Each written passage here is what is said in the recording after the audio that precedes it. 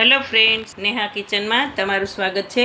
જય શ્રી કૃષ્ણ. આજે એક એવી રેસીપી છે જે આપણા સુરતીઓની ફેમસ છે અને બધાને ખૂબ ભાવે છે. તો ચાલો આપણે એની રીત જોઈ લઈએ. તો અહીંયા હું પાણીપુરી બનાવું છું, ઠંડી અને ટેસ્ટી અને સ્વાદિષ્ટ.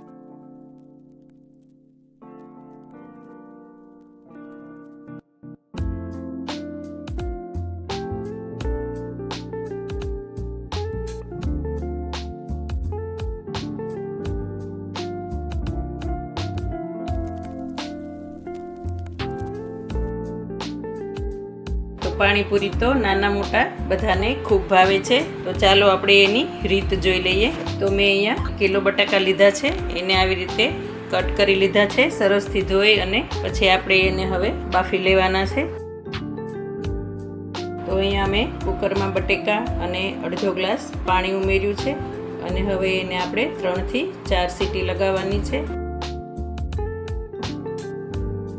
દેશી ચણા લીધા છે, જેને મેં 6 થી 7 કલાક પલાળી દીધેલા હતા અને હવે એને આપણે બાફી લઈશું. તો એમાં સ્વાદ પ્રમાણે મીઠું ઉમેરી અને પાણી ઉમેરી અને આપણે એને 6 થી 7 સીટી કરવાની છે, જેથી ચણા સરસ બફાઈ જાય.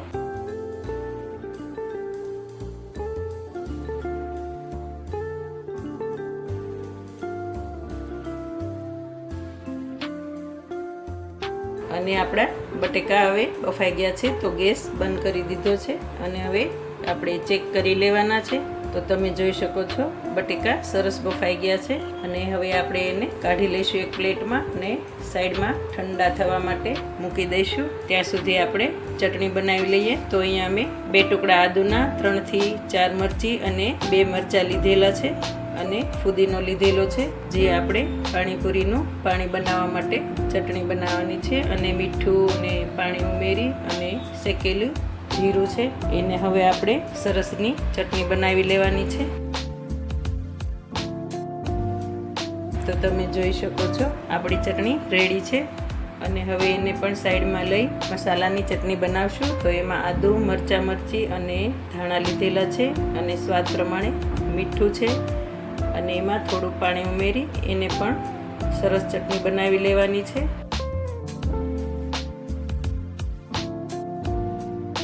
તો એ સાઈડમાં રાખી અને આપણે હવે ચણાને ચેક કરી લઈશું. તો ચણા પણ સરસ બફાઈ ગયા છે. તો હવે આપણે પાણીપુરીનું પાણી રેડી કરવાનું છે. તો એમાં 1 ગ્લાસ પાણી લીધું છે અને સ્વાદ પ્રમાણે મીઠું અને સંચળ.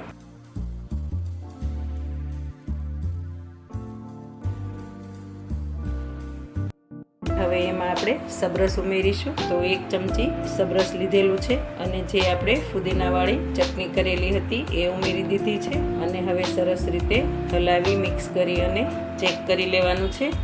તો આપણે હવે સરસ મિક્સ કરી લેવાનું છે અને એમાં આપણે બેલેન્સ માટે થોડી ખાંડ ઉમેરીશું અને લીંબુનો રસ છે, 1 થી 1.5 લીંબુ ઉમેર્યું છે અને હવે આપણે ઉપરથી વધારે પાણી ઉમેરીશું અને થોડા સમારેલા ઝીણા ધાણા છે લીલા. તો આપણું પાણી પણ રેડી છે, એને પણ આપણે બરફ નાખી અને સાઈડમાં મૂકી દઈશું.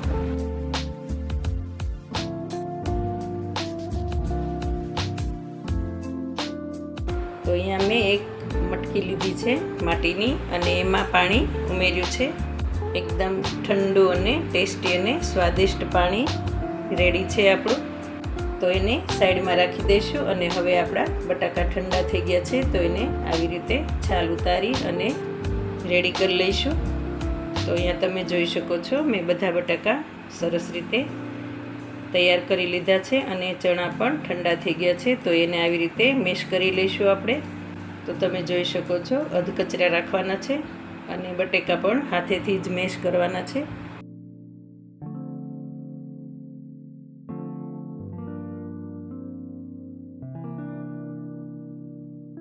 તો અહીંયા ચણા અને બટાકા રેડી છે અને એમાં આપણે હવે ધાણાવાળી જે ગ્રીન ચટણી બનાવેલી એ ઉમેરી દઈશું.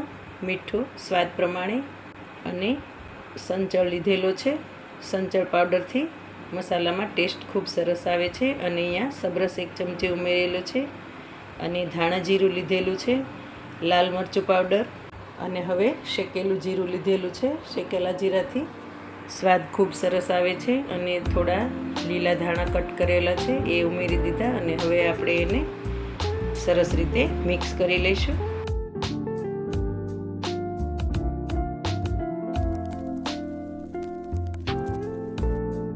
તો આપણો પાણીપુરીનો મસાલો રેડી થઈ ગયો છે. તો અહીંયા હું દળેલી ખાંડ ઉમેરવાનું ભૂલી ગઈ હતી, તો 1 ચમચી દળેલી ખાંડ ઉમેરી છે. ફરી પાછું મિક્સ કરી લઈશું. એનાથી બેલેન્સ રહે ટેસ્ટનો અને ખૂબ સ્વાદિષ્ટ બને છે. અને અહીંયા મેં ઝીણી કટ કરેલી એક ડુંગળી લીધેલી છે અને એમાં ચણા ઉમેરેલા છે બાફેલા.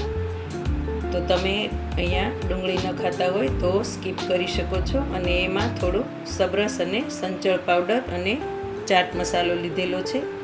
જે કાંદા ખાતા હોય એના માટે આ બેસ્ટ છે. તો અહીંયા એ મસાલો પણ આપણો રેડી છે. તો ચાલો હવે આપણે પાણીપુરી રેડી કરી લઈએ. તો પાણી રેડી છે અને અહીંયા રવાની પૂરી લીધેલી છે એ પણ રેડી છે અને આપણો મસાલો પણ રેડી છે. તો છે ને ખૂબ ટેસ્ટી અને સ્વાદિષ્ટ પાણીપુરી. અને અહીંયા કાંદાનો મસાલો પણ રેડી છે. તો આવી રીતે પૂરી કટ કરી લેવાની છે હાથેથી અને એમાં આપણે મસાલો ભરવાનો છે. તો આ પાણીપુરી તમે એકવાર જરૂરથી ટ્રાય કરજો અને ખાજો. ખૂબ સ્વાદિષ્ટ, ટેસ્ટી અને ચટપટી લાગે છે. તો આપણે બહારની પાણીપુરી હવે ખાવી નહીં પડે. બહાર મળે એનાથી પણ સ્વાદિષ્ટ અને ટેસ્ટી અને ચોખ્ખી પાણીપુરી બનીને તૈયાર થાય છે.